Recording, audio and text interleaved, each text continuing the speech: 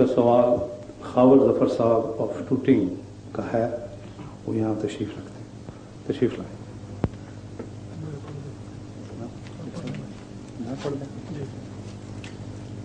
کہہ رہے ہیں کہ میں پڑھ دوں۔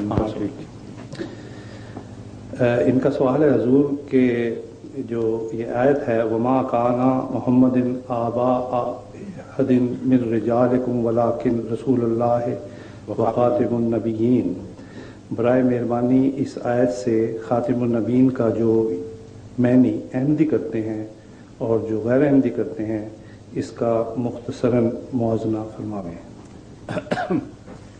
مختصر کی شرط مشکل ہے، باقی باتیں آسان ہیں، کیونکہ اگر آپ نے بات سمجھنی ہو تو ضروری ہے کہ اس کے سب پہلوؤں پر روشنی ڈالی جائے۔ یہ بنیادی وجہ اختلاف ہے جو احمدیوں اور غیر احمدی علماء کے درمیان بیان کی جاتی ہے۔ بیان کی جاتی ہے کہ کیا مطلب ہے، مجھے یہ بھی سمجھانا ہوگا۔ میرے نزدیک آیت خاتم النبیین پر فی الحقیقت کوئی بھی اختلاف ہمارے درمیان اور دوسرے علماء کے درمیان نہیں ہے۔ پہلے یہ بات آپ کو سمجھا دوں۔ اس لیے نہیں ہے کہ اس کا یہ مطلب کرنے کے باوجود کہ حضرت صلی اللہ علیہ وآلہ وسلم کے بعد ہر قسم کی نبوت ہمیشہ کے لیے ختم ہے، یہ ترجمہ کرنے کے باوجود جب آپ ان سے مزید پوچھیں کہ کیا مسیح آئے گا یا نہیں آئے گا، کہتے ہیں ضرور آئے گا۔ اگر ہم انکار کر دیں تو کافر ہو جاؤ گے۔ وہ نبی اللہ ہوگا یا اس کی نبوت آسمان پر ہی رہ جائے گی؟ وہ کہیں گے بلا استثناء، ہر مولوی شیعہ ہو یا سنی یہ کہے گا کہ لازماً وہ نبی اللہ ہوگا، جو اس کی نبوت کا انکار کرے گا وہ دائرہ اسلام سے خارج ہوا۔ ٹھیک ہے نا یہ بات؟ اب بتائیے، ہم بھی تو مسیح کو نبی اللہ کہہ رہے ہیں، ہم حضرت مسیح موعود علیہ السلام کو مسیح موعود مانتے ہیں، وہ کہتے ہیں مسیح موعود مانو، نبی اللہ کیوں مانتے ہو؟ اور جو ان کا آنے والا ہے اس کو ابھی بھی نبی اللہ، خود بھی نبی اللہ مانتے ہیں، تو اختلاف کیا ہوا؟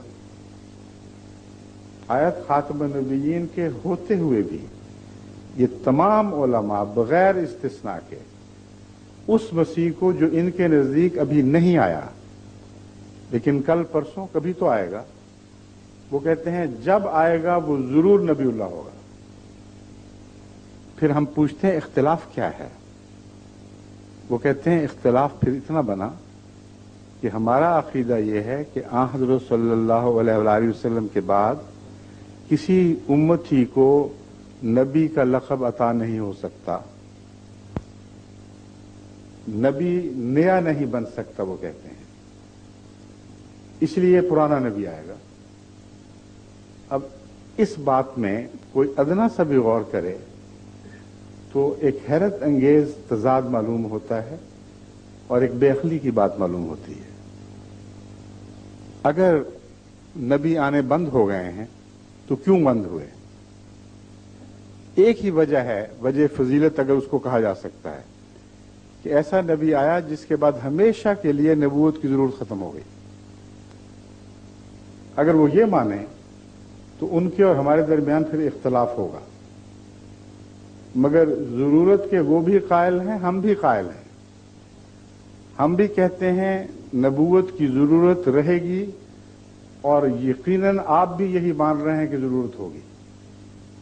تو اختلاف یہ نہیں ہے کہ نبی آئے گا کہ نہیں، اختلاف یہ ہے کہ امتی کو نبی بنایا جائے گا یا موسیٰ کی امت سے ادھار مانگا جائے گا، یہ فرق ہے صرف۔ اس میں خاتم النبیین کا فرق کہاں سے ہو گیا؟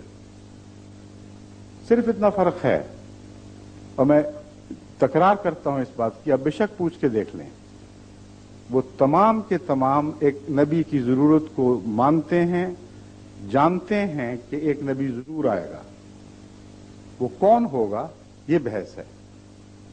ہم کہتے ہیں امت محمدیہ میں پیدا ہوگا اور اس کو نبوت کا لقب ملے گا، وہ کہتے ہیں امت محمدیہ میں کوئی ماں نبی پیدا نہیں کر سکتی اب، اس لیے اللہ کی مجبوری ہے گویا کہ۔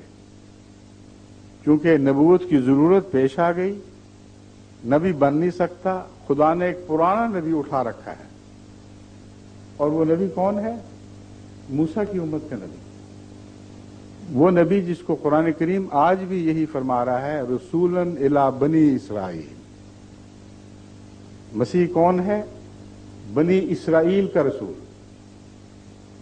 اب اگر ان کا مسیح اتر بھی آئے تو نبوت والی بات تو پھر بھی وہی رہے گی، پرانا آئے یا نیا آئے، جو پرانا آئے گا وہ رخ نہ ڈالے گا نبوت میں۔ امت محمدیہ میں نبی کا پیدا ہونا حضرت صلی اللہ علیہ وآلہ وسلم کی عزت کے خلاف نہیں ہے۔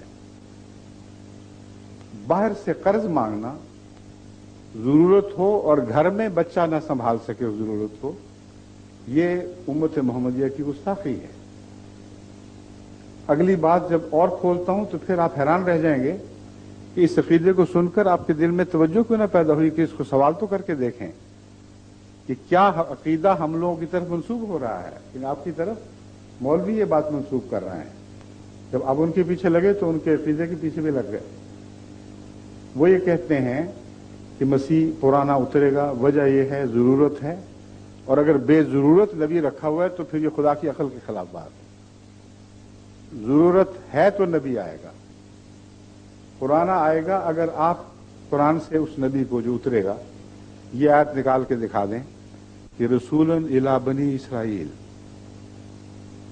تو وہ کیا جواب دے گا آپ کو؟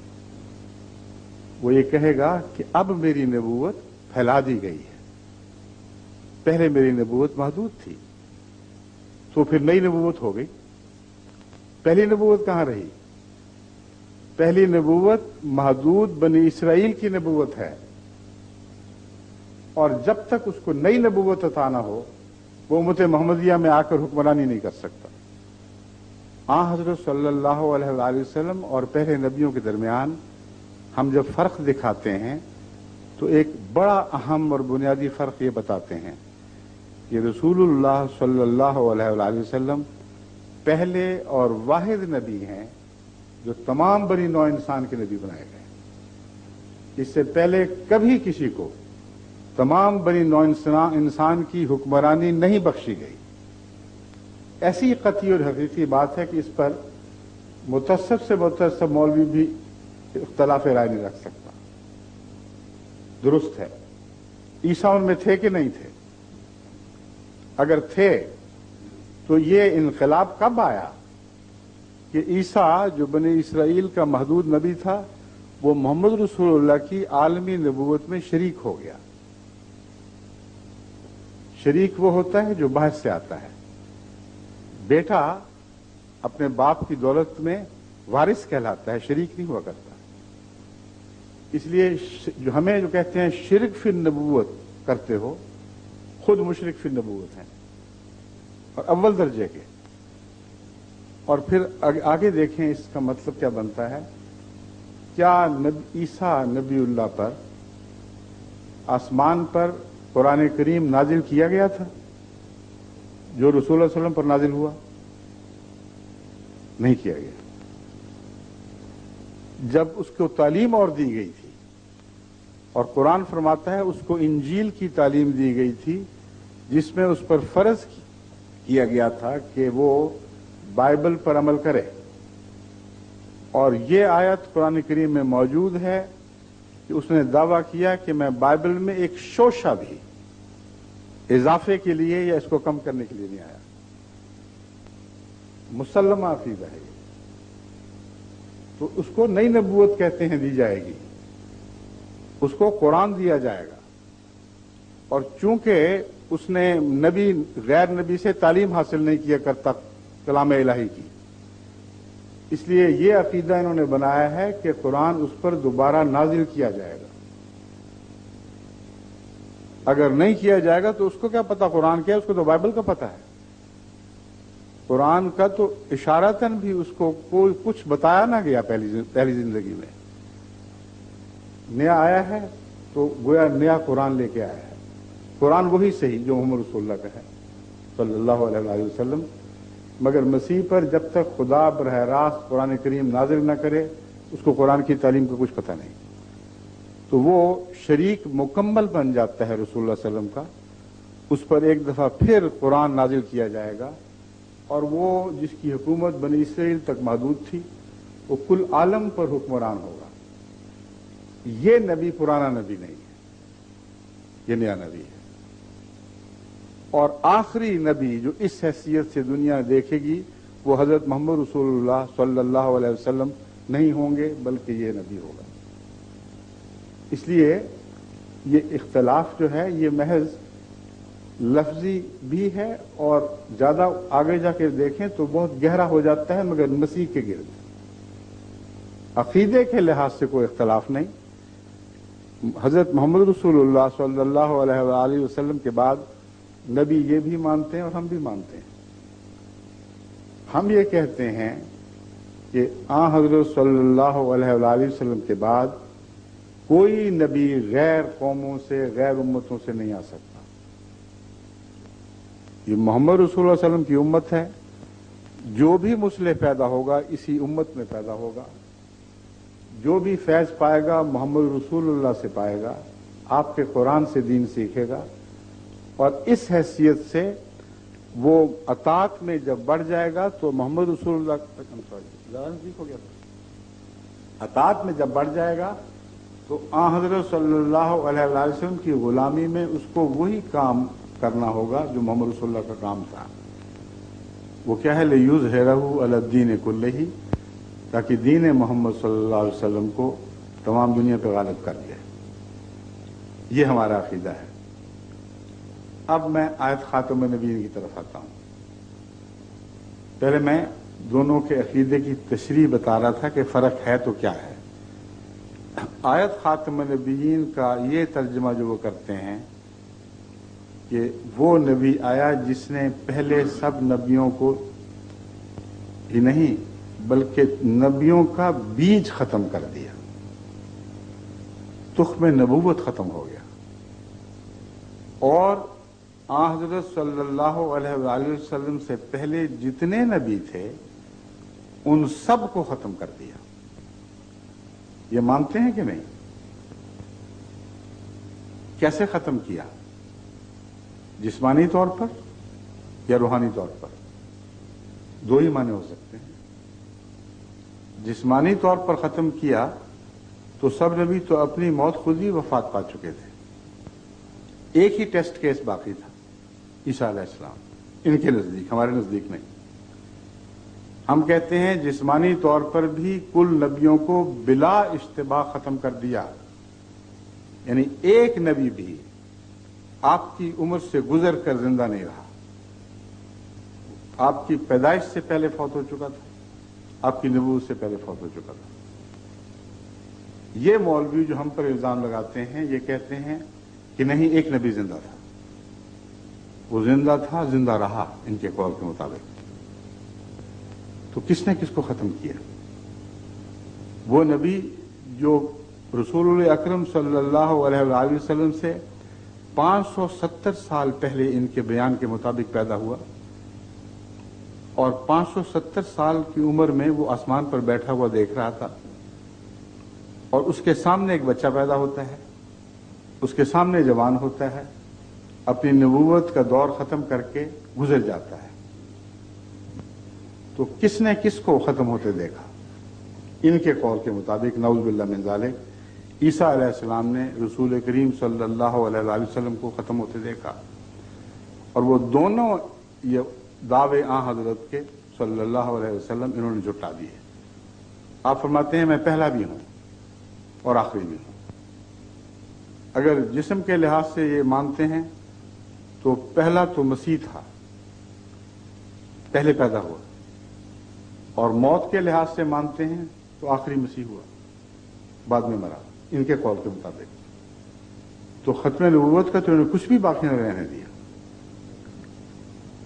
اگلا قدم فیض کا. سب نبیوں کے فیض قرآن کریم کے نزول سے پہلے ہی ختم ہو چکے تھے. کل انبیاء اپنے فیض کا دور ختم کر کے اپنی صفیں لپیٹ کے جا چکے تھے.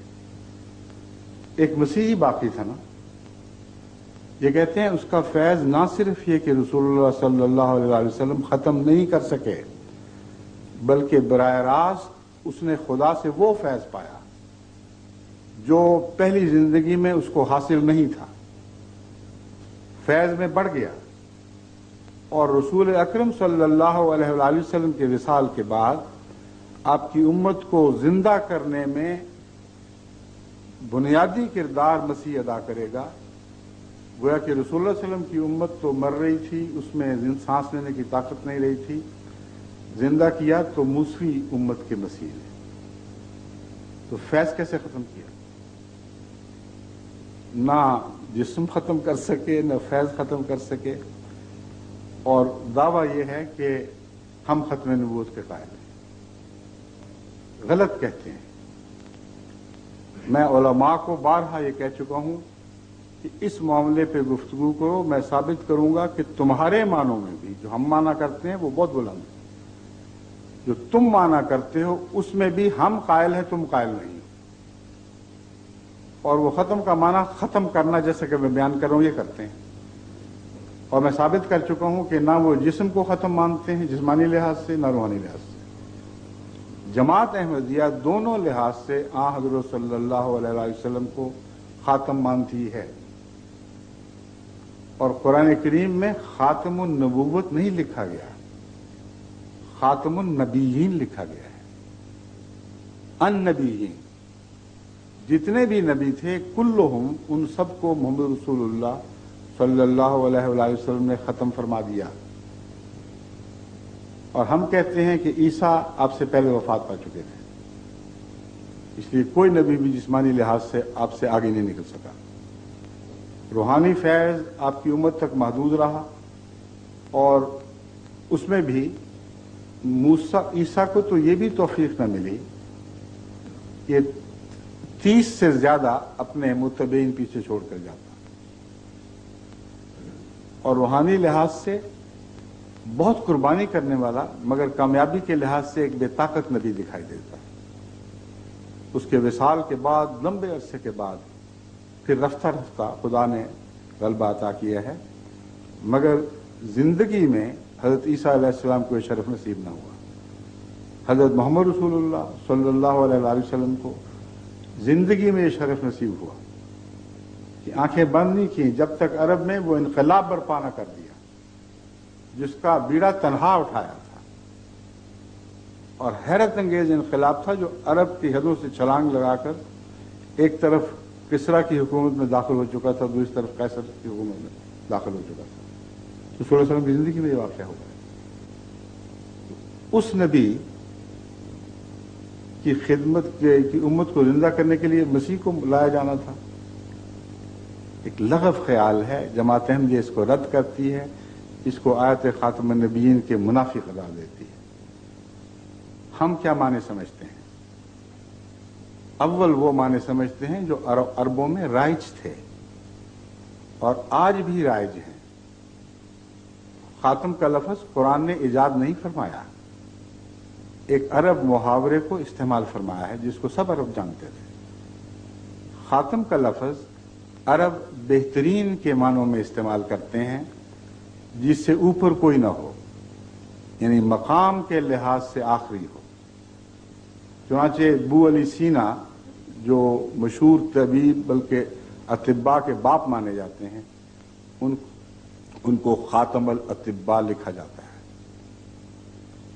متنبی شاعر جو عربوں کا شاعر ہے، رسول اللہ صلی اللہ علیہ وآلہ وسلم کے بعد آیا ہے، خاتم کا معنی عربوں پہ روشن ہو چکا تھا۔ اس کے باوجود اس کے دیوان اٹھا کر دیکھ لیں، خاتم الشعراء المتنبی، تمام شعراء کا خاتم۔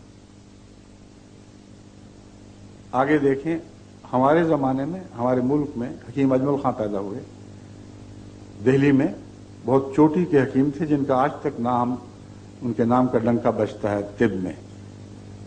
ان کے جو بیاد ہے اس کے اوپر لکھا ہوا ہے خاتم الحکماء یا خاتم الاطباء، دونوں میں سے حکیم اجمل خان صاحب۔ تمام عرب استعمال کو دیکھ لیں، ایک جگہ بھی اس آیت جو متنازع فی ہے اس کو چھوڑ کر अरब इस्तेमाल में खातम का मतलब ज़मानी लिहाज से आखिरी कहीं नहीं मिलेगा, मर्तबे और मकाम के लिहाज से आखिरी ज़रूर मिलेगा। यानी जब अरब शायर को खातम कहते हैं तो मुराद ये है कि इस कमाल का शायर अब कभी नहीं आ सकता। शागिर्द आ सकता है, हमसर नहीं आ सकता, उस्ताद नहीं आ सकता। ये सनद है, ये सनद चलेगी, खातम यानी मोहर उसकी चलेगी, और इसके मुकाबले पर जो भी दावा होगा वो गिर जाएगा।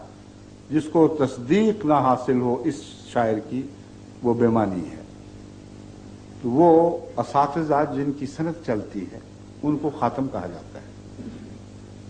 वो अतिब्बा जिनकी सनद चलती है, जो अपने मजमून में दर्जा कमाल को पहुंच जाते हैं, उनको खातम कहा जाता है। और एक इस्तेमाल खातम का खुद हजरत अक़दस मोहम्मद रसूलुल्लाह सल्लल्लाहु अलैहि वसल्लम की जुबान से भी सुनिए। हजरत अली रज़ी अल्लाह तआला अन्हु को मुखातब करके फरमाया, अंता खातमुल औलिया। एक रवायत में है फरमाया अंता खातमुल असफिया। बात एक ही है, दोनों रवायतें मिलती हैं। अगली बात सुनने वाली है, कमा अना खातमुल अंबिया। जिस तरह मैं खातमुन नबीयीन हूं, ए अली तू वलियों का खातम है। अब खातम का तर्जुमा वो लगा के देखें जो मौलवी करते हैं। क्या मतलब बनेगा? कमा का लफ्ज भी आ गया है, जैसा मैं वैसा तू, खातम में हम बराबर हैं। लेकिन मैं नबियों का खातम, तू वलियों का खातम। तो मतलब ये बनेगा कि ए अली, जिस तरह मेरे आने के बाद, इन मौलवियों के तर्जुमे के लिहाज से, जिस तरह मेरे आने के बाद हर किस्म की नबूवत की अता खत्म हो चुकी है, हां पुराना नबी आ सकता है, उस तरह ए अली मेरे बाद, तेरे बाद वलायत की सफ इस्लाम से लपेट दी जाएगी। अला इन्ना औलिया अल्लाह है ला खौफुन अलैहिम वला हुम यहज़नून का दावा बेकार जाएगा। कुरान करीम गलत निकलेगा नाउज़ुबिल्लाह। कोई वली पैदा नहीं होगा, क्योंकि जैसे मैं आखिरी नबी हूं उस तरह तू आखिरी वली उम्मत में है। इसके बाद कोई उम्मत का कोई शख्स कभी वली का मुंह नहीं देखेगा। ये तर्जुमा काबिल कबूल है, तस्लीम कर सकते हैं? हरगिज़ नहीं। क्या वलायत भी खत्म हो गई? नबूवत तो गई, नबी नहीं आ सकता, तो क्या वली भी कोई नहीं आएगा? क्योंकि रसूलुल्लाह सल्लल्लाहु अलैहि वसल्लम ने फरमाया है अली को कि ए अली तू खातमुल औलिया है। बस खातम का माना अगर वो माने जो मौलवी करते हैं, तो मतलब ये है तू आखिरी वली है, अब कभी कोई वली नहीं आएगा। और ये झूठ है। वो माना करना पड़ेगा जो दोनों जगह बराबर इतलाक पाए। गज कपड़ों से तो नहीं बदला करता, गज तो उतना ही रहता है। रेशम नापो या खद्दर नापो। इसलिए लफ्ज खातम वही है जो दोनों जगह बराबर इस्तेमाल होगा। जमात अहमदिया के नजदीक खातम के मानी जो मारूफ और राइज हैं वो यहां चलते हैं। एक माना मैंने बताया है सबसे ऊपर, सबसे बाला, जिसका मसलक आखिरी मसलक शुमार हो, जो आखिरी मानवी सनद बन जाए। तो मुराद यह है कि जिस तरह मैं नबियों के लिए एक सनद बन गया हूं, मेरे हवाले के बगैर कोई नबी सच्चा नहीं हो सकता। जब तक मेरे आसार उसमें न पाए जाएं, जब तक मेरी तस्दीक न पाई जाए, किसी की नबूवत सच्ची नहीं।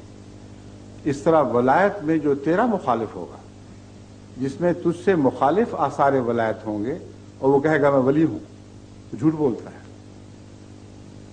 इस नुक्ते को समझकर तमाम झूठे सूफिया का पोल खुल जाता है। वो जो हजरत अली के पैराव होकर मुल्तान में नाचते फिरते हैं और चिमटे बजाते हैं और अली का नारा बुलंद करते हैं, वो हजरत अली रज़ी अल्लाह ताला अन्हु की सुन्नत के मुखालिफ चलकर साबित कर देते हैं कि वो वली नहीं है। क्योंकि हजरत मोहम्मद रसूलुल्लाह सल्लल्लाहु अलैहि वसल्लम ने हजरत अली को खातमुल औलिया करार दे दिया। बस अगर हिकमत से बात समझें तो बड़े फवायद हाथ आते हैं। अगर बेहिकमत की बात करके तासुब के पीछे चलें तो सारा फैज हाथ से जाता रहता है। अब आगे चलते हैं। लफ्ज़ खातम के और क्या माने हैं? अंगूठी जिसके ऊपर कुछ लिखा हो, कहीं लगाएं तो वो मोहर तस्दीक बन जाती है। ये बहुत ही अजीमुशान दावा है जिसकी नज़ीर दुनिया में किसी नबी में नहीं मिलती। हज़रत सल्लल्लाहु अलैहि वसल्लम को तमाम अंबिया का मुसद्दिक करार दिया गया है। मानवी लिहाज से पहले बता चुका हूं, अब ज़ाहिरी मानों से भी मुसद्दिक करार दिया गया। आपकी मोहर तस्दीक हो तो नबी है, वरना नहीं है। और मैं बारहा मज़ाहिब को चैलेंज दे चुका हूं, आज तक किसी एक ने भी इसके जवाब में कुछ पेश नहीं किया। वो ये है कि एक नबी मुझे दिखाओ कुल आलम में जिसने कुल आलम के नबियों की तस्दीक की हो। मोहम्मद रसूलुल्लाह सल्लल्लाहु अलैहि वसल्लम के सिवा एक भी नहीं है। हजरत अकेले नबी हैं जिन्होंने कहा कि मुझे मानो तो ये काफी नहीं है। मैं भी तस्दीक करता हूं कि अल्लाह ताला ने तमाम जहानों में हर जमाने में नबी भेजे हैं। तुम भी तस्दीक करो कि अल्लाह ताला ने तमाम जबानों में हर मकाम, हर मर्तबा, हर बस्ती में नबी भेजे हैं। ये मानोगे तो मेरा ईमान कबूल होगा, वरना मेरा ईमान भी रहता है, यानी मुझ पर ईमान लाना भी रहता है। आमन रसूल बिमा उनज़िला इलैहि मिन रब्बिही वल मोमिनून कुल्लुन आमन बिल्लाहि व मलाइकतिही व कुतुबिही व रुसुलिही ला नुफर्रिकु बैन अहदिन मिन रुसुलिही। देखो, मोहम्मद रसूलुल्लाह इस शान के नबी हैं कि वो ईमान ले आए हैं अल्लाह पर और मलाइका पर और कुतुब पर और तमाम अंबिया पर। और आपके मानने वाले भी सब के सब मजबूर हो गए हैं कि वो इन सब बातों पर ईमान लाएं और दावा ये करते हैं ला नुफर्रिकु बैन अहदिन मिन रुसुलिही, हम खुदा के भेजे हुओं में से किसी में कोई तफरीक नहीं करते। जो उसकी तरफ से आया उसके सामने तेरे तस्लीम खान, उसको मानना पड़ेगा। ये है खातम नबी। अगर कोई और है तो निकाल के दिखाओ। माना वो जो कुल आलम पे इस्लाम की फतह को साबित करते, उसकी बर्तरी को साबित करते, कोई मजहब सामने सर ना उठा सके। वरना यह दावा के बाद में कोई नबी नहीं होगा, इसकी क्या दलील है? किसने सारा जमाना देखा है? कोई भी नहीं मानेगा, ना मानता है। पहले ईमान लाओ तो फिर मानते हो, वरना अपनी जात में इस्लाम की बर्तरी साबित करने के लिए इस बात में, इस दावे में कोई भी दलील नहीं। लेकिन जो मैं बता रहा हूं माना, उसकी रूह से कुरान सब कुतुब से अफजल हो जाता है कि बाकी किताबों की तस्दीक की है। मोहम्मद रसूलुल्लाह सब दुनिया से अफजल हो जाते हैं क्योंकि सब नबियों की तस्दीक की है। और इसी दावे में खातमुन नबीयीन में आपका आलमी होना मुज़मिर है, इसके अंदर शामिल है। क्योंकि आज कोई नबी भी आलमी होने का दावा इसलिए नहीं कर सकता कि अगर वो ईसा हैं फर्ज करें, तो उसकी बात जिस तरह ईसाई आज पेश कर रहे हैं और जो बाइबल से मिलती है वो ये है कि उसने किसी और कौम के नबी का जिक्र ही कोई नहीं किया।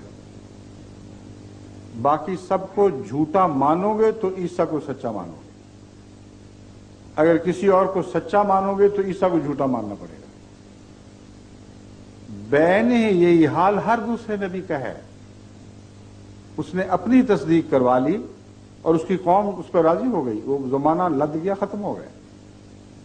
आज उस नबी को ये तौफीक हो ही नहीं सकती कि आलमी होने का दावा करे। अगर ईसा ये दावा करता है मसीह अलैहिस्सलातु वस्सलाम, तो पता है मुसलमानों को क्या कीमत देनी पड़ती है। मुसलमानों को मोहम्मद रसूलुल्लाह से दामन छुड़ाकर फिर ईसा को मानना पड़ता है। अगर एक हिंदू तस्लीम करता है, उसको कृष्ण से दामन छुड़ाकर ईसा को मानना पड़ेगा। बैक वक्त दोनों को नहीं रख सकते। एक बुद्ध तस्लीम करता है तो बुद्ध से पीछा छुड़ाकर ईसाई होना होगा। लेकिन एक मुसलमान अगर रसूलुल्लाह सल्लल्लाहु अलैहि वसल्लम का दामन पकड़ता है तो ईसा को छोड़ना नहीं पड़ता। ईसा को लाजिमन पकड़ना पड़ता है, बुद्ध को भी सच्चा मानना पड़ता है, कृष्ण को भी सच्चा मानना पड़ता है, जरतश्त को भी सच्चा मानना पड़ता है।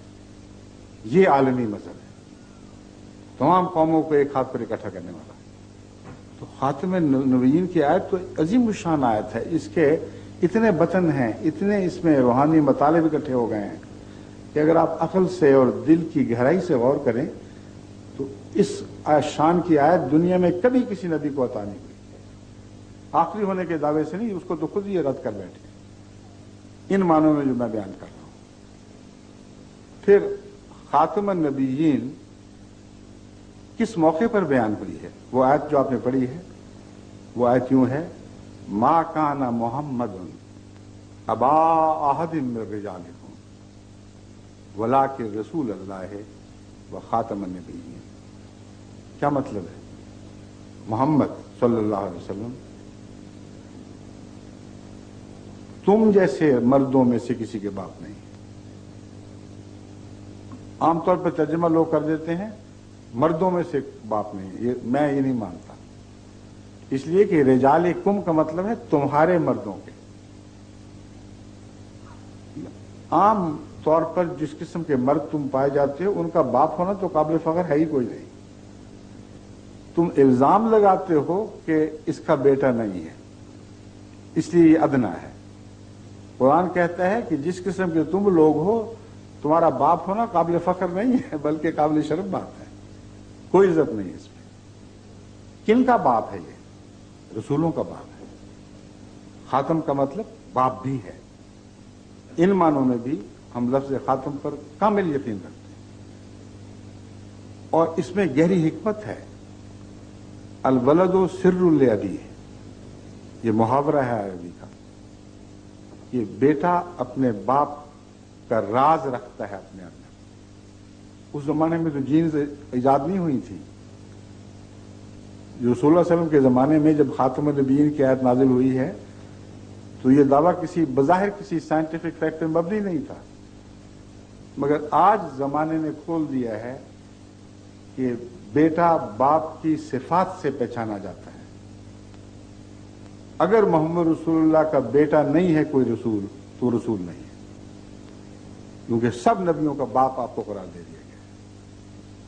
बस खातम इन मानों में कि इसकी तस्वीर आपको नबियों में दिखाई देगी। हर सच्चे नबी में तुम मोहम्मद रसूलुल्लाह का अक्स देखोगे, अगर नहीं देखोगे तो वह झूठा है। कितना अजीम शान माना है खातम नबीयीन। ये माने करना कि खातम नबीयीन ने दूसरे सब नबियों का फैज खत्म करके अपना फैज भी बंद कर दिया, सबसे बड़ी जहालत है। ऐसी जहालत है जिसको कुरान खुले बंदों झुटला रहा है। अब ये बात तो समझ आ गई कि पहलों का फैज जिस्मानी लिहाज से भी खत्म किया, रूहानी लिहाज से भी खत्म किया, और हज़रत सल्लल्लाहु अलैहि वसल्लम एक आलमी नबी बने। आपकी खत्म से नबी पहचाने जाएंगे। आपकी तस्दीक से पता लगेगा कि कौन नबी है जिसकी अदाएं आपसे मिलती हैं वही सच्चा है। जिसकी अदाएं मुखालिफाना है वो सच्चा हो ही नहीं सकता, क्योंकि सब नबियों के बाप हैं आप। अब अगला सवाल यह है कि आपका कोई अपना रूहानी बेटा भी होगा कि नहीं, या वो भी खत्म कर दिए? सबके फैज खत्म किए, अपना भी खत्म कर बैठे तो हाथ क्या आया दुनिया को? उससे तो पुराने अदना ही काफी थे जिनका फैज जारी रहता। कुरान करीम फरमा रहा है कि हज़रत सल्लल्लाहु अलैहि वसल्लम सब नबियों का फैज खत्म करके अपना वो फैज जारी फरमा चुके हैं जिसमें किसी इनाम की कमी नहीं है। ये आयत करीमा जो सूरह निसा से ली गई है, जो अभी आपके सामने पढ़ता हूं, ये खत्म नबूवत के मौजू पर एक आखिरी फैसला है, कतई फैसला है। सूरह अन-निसा में यह आयत है, वमन युतिल्लाह व रसूल फउलाइका मल्लज़ीना अनअम अल्लाहु अलैहिम। जो कोई भी अब अल्लाह और इस रसूल रसूल मोहम्मद रसूलुल्लाह की अताअत करेगा, क्या होगा? उसको सजा मिलेगी, इनाम मिलेंगे। پہلے نبیوں کی اطاعت کے مقابلے پر کم انعام ملیں گے؟ یا کم سے کم وہ تو ملیں جو پہلے نبیوں کی اطاعت سے ملتے رہے مگر شان میں ان سے بڑھ کر. یہی دعویٰ یہ آیت کریمہ کر رہی ہے.